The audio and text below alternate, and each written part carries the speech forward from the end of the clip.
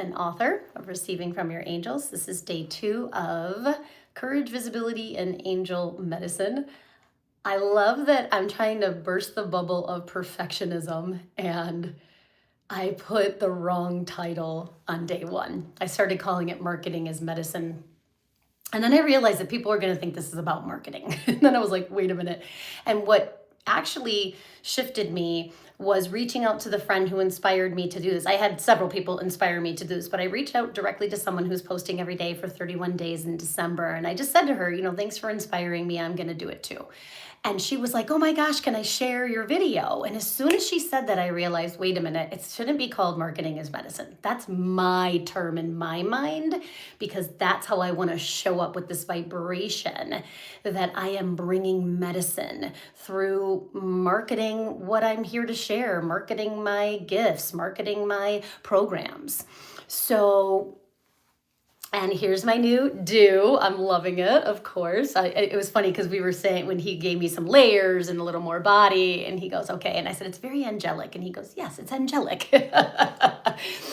So anyway, I'm here, and there's a lot unfolding right now. So I really have a very short amount of time. And I was like, it's like I have so much to say, I can't figure out the one thing to say. And I've never done something for 30 days in a row. So part of me feels like I have all this time, don't say everything today, but then really, it's like the combination of wanting to market and also add value to your life. So I feel like because I'm doing this on a new platform live, I thought I would just share a little bit about myself. And again, I'm boring in my corner over here, but that's where I am today. So, people often ask me, how did I get into this work? And, truly, I usually sum it up in one word, which is trauma. And trauma is what led me to my spiritual practice, to the angels. I had a very stressful and chaotic childhood. We moved from apartment to apartment. There was poverty, there was abuse, there was neglect. And of course, my parents, I say this with great compassion for them, were doing the best they could with the tools they had. They had nothing. They had no family support, no financial support, no familial, emotional support. Like, that was before all the, supports really were more at the forefront of society. And so, hi, Courtney. And so, and then all of that culminated into the death of my father, who died tragically. And I'm always so sensitive. I'm not going to share what happened because I share that in my book, and I'll get there at some point. But because the details don't matter. But he died tragically when I was 11. Actually, I just had turned 11 2 weeks before, which I reflected on yesterday. It was his 1 year, and it was his 36-year anniversary. And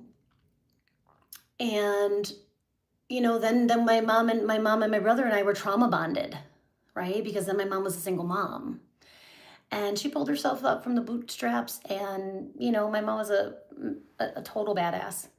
And, she went from being a waitress to a nurse, had us live in nicer apartments for longer times. I went to the same high school. Like, things actually got better, which actually made me feel more guilty at first. My dad's gone in this tragic way, and now our lives are kind of getting better. It was just a lot. So anyway, I ended up in massage school at 18 years old. And I was seeking peace, and I didn't know what I was doing. I was 18, but I was inspired by my older half brother, who's my dad's son. And I was like, oh, I just want to be happy. So I was like, I'm going to massage school. So that's what I did. And I ended up being really good at it. And I fell in love with the healing arts. But understand that I went into the healing arts field seeking peace and relief. So I became really good at relaxing people because I needed to relax. I'm going to tell you something funny because this is the unscripted. People used to, when I was younger, I had a lot of energy. And I have a lot of energy. I'm a Sagittarian. I'm sun sign. I'm a double Virgo, moon and rising. But I've always had Sagittarians are natural optimists. So I had a lot of energy because of that. I have a lot of fire and pitta and all of that. But I also had a hyperness, a hyper vigilance because of all the scary things that had happened when I was a kid. So people used to tease me and they would say, take a chill pill, Jill. First of all, they would ask me what I was on. And I was like, nothing, because I was like all into sobriety. And then they would say, well, take a chill pill, Jill, because I was very hyper.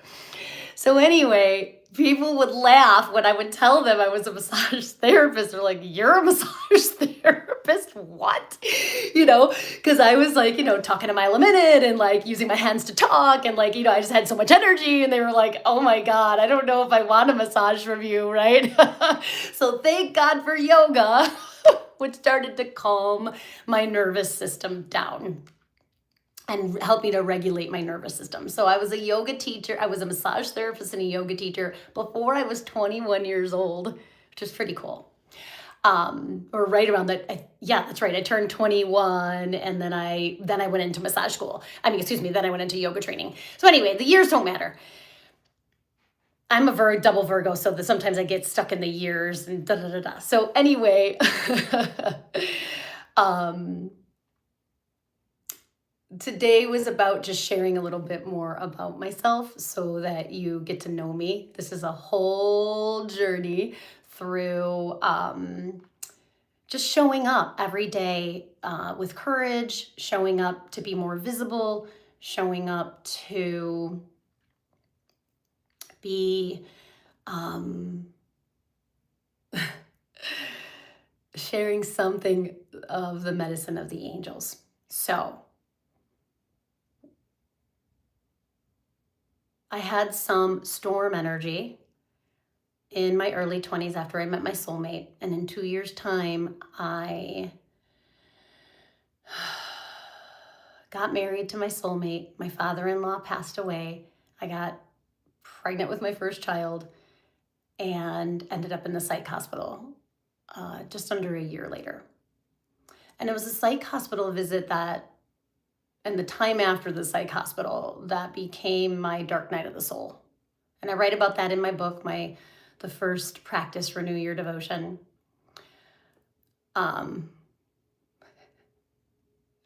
Wow. Okay, well, there's your answer then, Blight Town visitor. I'm not going to go into storm energy, but maybe over the next 28 days, I'll share a little bit more what that means to me. But for me, it was just a chaotic time where a lot of things happened that ended up being transformational. So when I talk about storm energy, I'm talking about the transformation that challenges create. Okay? And please honor your path. So thank you for stopping in. It's all good. So I'm pausing to listen. Thank you.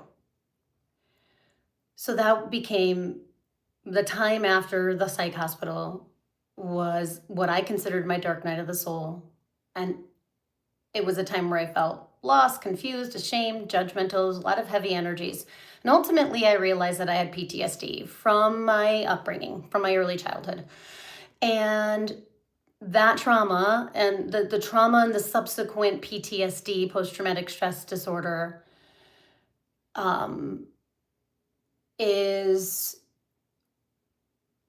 ended up being the opening for me that led me to eventually to my angels, but not immediately to my angels. It led me to my first spiritual teacher. It led me to Reiki, which is why Reiki to me was the light at the end of the tunnel.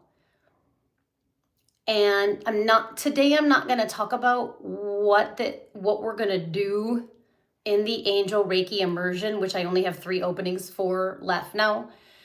But I will over the next initially I wanted to come on and tell you everything about angel Reiki, but then I realized that I wanted to share a little bit about my personal story um, so that there's a foundation of why this means so much to me, why it is an offering from my Sacred Heart, why it is something that I know creates transformation, because that's what I'm all about, right? I'm here to help Earth Angels. And yeah, like, let me be clear. I am here to serve Earth Angels, empaths, and cycle breakers who are ready to turn what was heavy, leaden, or painful in your life into spiritual gold. So if you're looking for spiritual gold, if you're looking for gems in your pain or traumatic or scary situations in your journey, then you're in the right place.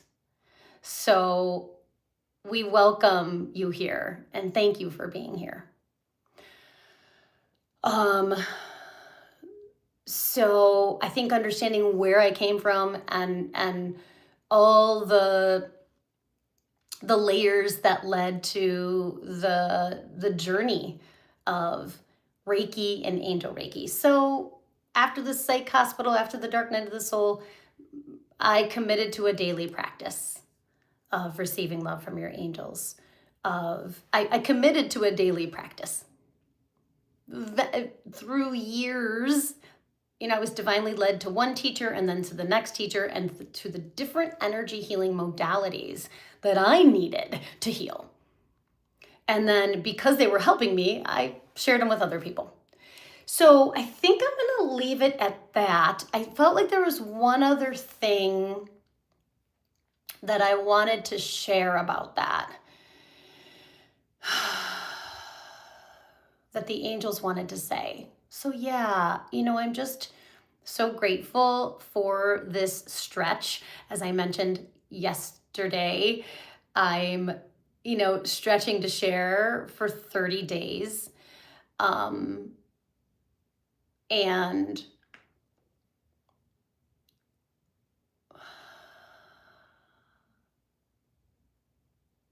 show up as, to heal the perfectionism, to heal the fear of being unscripted, the fear of not making sense, the fear of not being perfectly polished. And yeah, it scares my parts, it scares my ego, but my soul has me. So I trust that, and it's funny because I started getting into a part when I was talking about my past, and that's interesting. And then I got pulled back to, my center. So maybe that was this is like such a test for me, right? Of not judging myself, not shaming myself, not being perfect, but still showing up. So that'll be interesting to watch back that little moment where I kind of got caught up in whatever was my childhood and storm energy and all of that, and then pulling back to, and maybe that's the teaching, actually, as you saw me get pulled back into my heart of service, into my soul's intention to share authentically, courageously from my heart, authentically, courageously from my truth, and to love myself through it. So I'll leave you with this. One of my favorite affirmations that I started saying that actually really created a lot of transformation in my life came from my teacher, Lisa Espinosa. And it was during one of her many classes. I've taken every class she's ever offered. I'm loving myself through this. So I'm loving myself and my parts that got a little pulled by the slightly unsavory comments. So keep it clean here. This is all love. And who got pulled by whatever part needed to kind of come out and be seen, right? I'm loving myself through it. So I leave you with that. I'll see you tomorrow. And thank you, angels, for drawing near at this time and revealing to us what we most need to know. Mwah. Bye, everyone. Love you.